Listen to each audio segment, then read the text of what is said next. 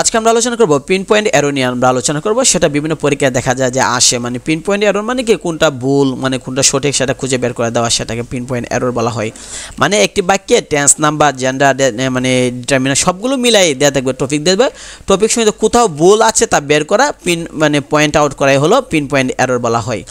মানে নিচে অপশন দেওয়া থাকবে, বলবে যে কোনটা ভুল সেটা আপনি বের করবেন, সেটাকে বলা হয় পিন পয়েন্ট এরর।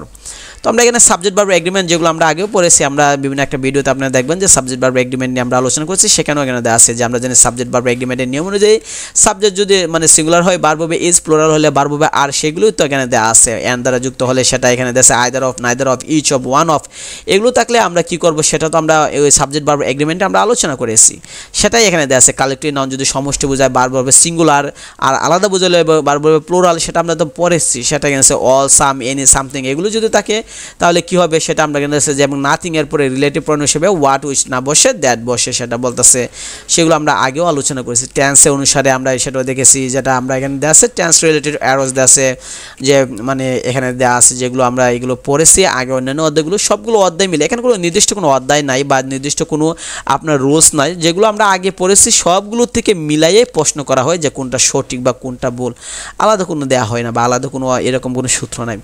যেমন দক্ষতা প্রকাশ করতে গুডের সাথে অ্যাড ব্যবহার করা হয়, সেটা বলতেছে ব্যাংকের টাকা জমানোর ক্ষেত্রে ক্রেডিট আর সাথে টু ব্যবহার করা হয়, এরকম কি দেওয়া আছে, এজিটিভে কিছু দেওয়া আছে, যেমন দেখেন কতগুলো দেওয়া আছে। অর্থাৎ এখানে কোনো নির্দিষ্ট কোনো সূত্র নাই, যেগুলো আমরা বিস্তারিত অন্যান্য ভিডিওতে আলোচনা করছি, যেগুলো আছে right form of verb, subject verb agreement যতগুলো আছে সবগুলো মিলাই হয়।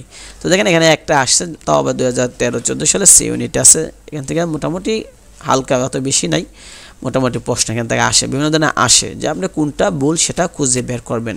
তো আমরা যদি খেয়াল করে দেখি, যদি আমরা দেখি যে কোনটা ভুল কোনটা সঠিক সেটা বের করার জন্য এখানে দেওয়া আছে কি প্রশ্নগুলো। একটা প্রশ্ন যদি আমরা খেয়াল করে দেখি, যে এখানে দেওয়া আছে 6 নাম্বারটা দেওয়া আছে, select the incorrect part of the sentence, it was him who came running into the classroom, সেটা বলতেছে 6 নাম্বার উঠতেছে এ নাম্বার আছে ইট ওয়াজ হিম হবে, ঠিক আছে। বলতেছে ব্যাখ্যা কি, যে be verb am is are was were এরপর প্রোনাউনের সাবজেক্টিভ ফর্ম বসে, তাই ইট ওয়াজ হি হবে। ইট ওয়াজ হি হবে এই কারণে আমরা জানি বলতেছে যে মানে কোনটা ভুল বলতেছে, আমরা জানি যে বলতেছে যে বি ভার্বের পরে প্রোনাউন যদি বসানো হয় তাহলে সেই ক্ষেত্রে আমরা সাবজেক্ট ফর্ম বসাবো, অবজেক্ট নয়। ইট ওয়াজ হিম না হয় হবে ইট ওয়াজ হি। তাহলে যেহেতু হিম যেহেতু এটা ভুল, তা আমাদেরকে বলছে তো যে ভুলটা খুঁজে বার করতেন, তাহলে আমরা লিখলাম যে ইট ওয়াজ হিম, এটাই ভুল, এভাবে করতে হয়। তো আমরা যদি দেখি বিভিন্ন প্রশ্ন এখান থেকে আসছে, বিভিন্ন পরীক্ষায় ঢাকা ইউনিভার্সিটিতে না হোক অন্যান্য ইউনিভার্সিটিতে অনেক প্রশ্ন এখান থেকে সাধারণত আসে। তো এই প্রশ্নগুলো আমরা যদি সলভ করি বা বিগত প্রশ্নগুলো আমরা যদি দেখি তাহলে একটা আইডিয়া থাকবে যে এগুলো থেকে কী কী প্রশ্ন আসে। যেমন গুচ্ছতে দেখেন আসছে মোটামুটি অনেকগুলো আসছে, দেখেন গুচ্ছতে 22টা পর্যন্ত আসছে, তাহলে কম আসে না গুচ্ছতে।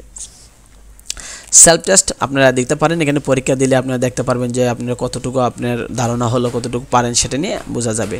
তো এই হলো বিস্তারিত আলোচনা, যে এই ভিডিওতে আমরা পিন পয়েন্ট এরর নিয়ে আলোচনা করছি। নেক্সট ভিডিওতে আমরা অন্য কোনো একটা অধ্যায় নিয়ে আমরা আলোচনা করব।